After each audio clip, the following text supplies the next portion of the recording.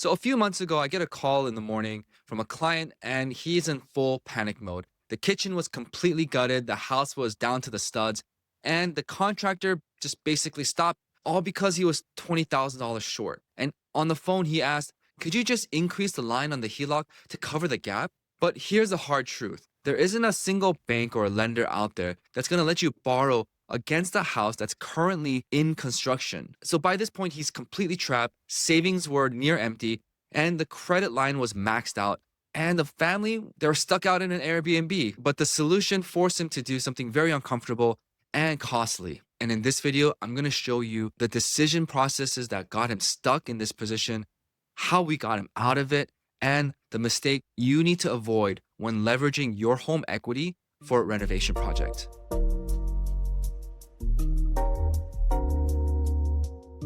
Client, we're just gonna call him Tim. Obviously, that's not his real name, but we'll just call him Tim.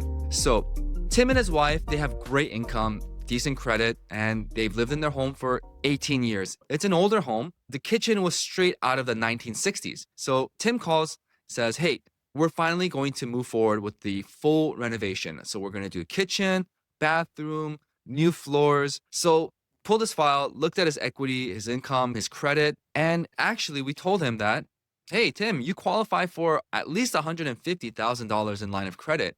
And we highly recommend that you take the full 150 for this project." Tim pushed back. He said, "Hey, my brother's also a contractor and they're not lowballing me, all right? The 100K is exactly what we need. I have 3 separate quotes all saying the same thing. It's not going to be more than 100. And if it goes a little bit over, we can take care of it." I pushed back. "Okay, so what's really stopping you from doing this? I'm just trying to look out for you, man. You could take the 100,000, but if you go over more than what you can afford on your own, then what's your recourse? What are you going to do about it?" He said, "Well, the 150, if we do that, the rate is different. It's a lot higher. And I'm just not comfortable having that much access to equity. I don't need it." And that's completely a fair point because it is true.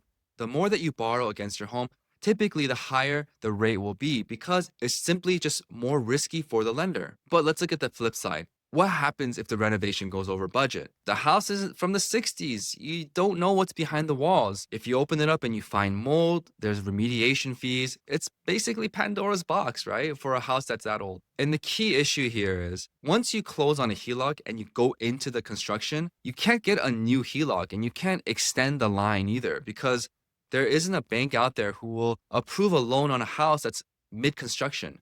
If you run out of money halfway through, then you run out of money. If you max out your line and you're not done with the construction, there's really nothing we can do at that point. Capping your line at 100,000 means your rate will be slightly lower compared to if you capped out your line at 150,000. We presented him with 2 different scenarios.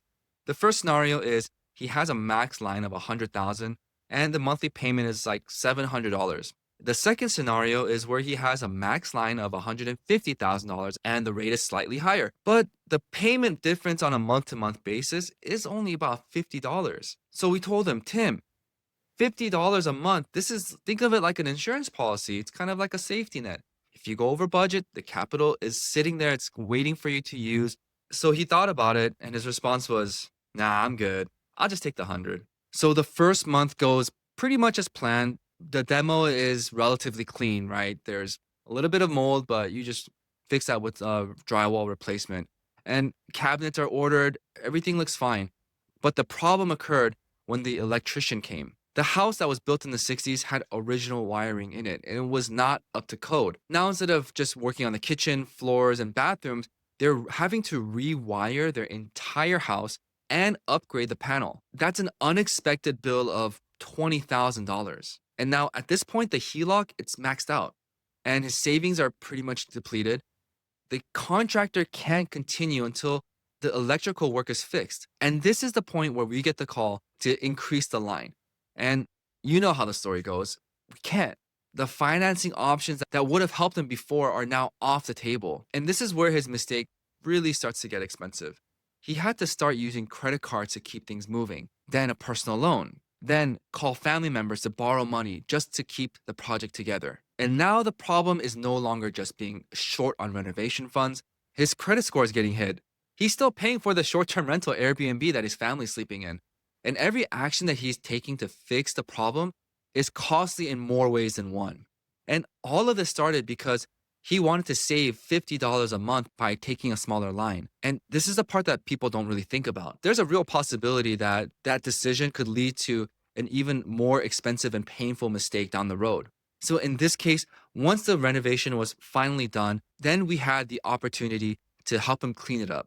That meant refinancing the HELOC for a higher line, paying off the family, paying off the personal loan, dealing with the credit card damage, and then reconsolidating him back into a cleaner position. So instead of doing the loan once and doing it right, he ended up doing it multiple times at a much higher total cost. And again, all of this to avoid paying $50 more on a monthly basis, which was actually his safety net. So here's the takeaway.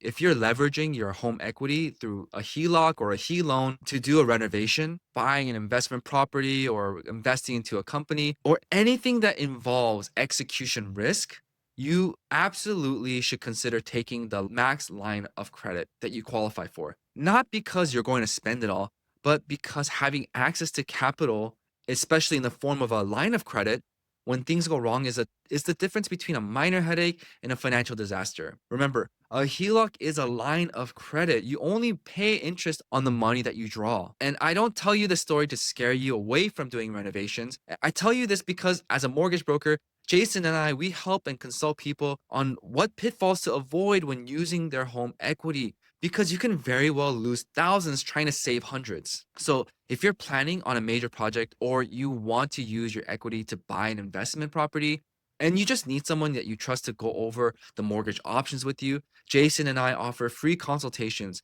You can use the link in the description below. Book a call with us and our team. We're going to look at your unique scenario, provide you with the options and information so that you can make the best decision for yourself. And when you use that link, make sure you answer all the questions and the prompts, and then use the calendar to book a call. Lately, we've been flooded with calls and we just don't want to miss anyone. And hey, if you enjoy this type of content and you're looking for more ways to avoid mistakes using your home equity, then watch this video right here. We'll see you in that one.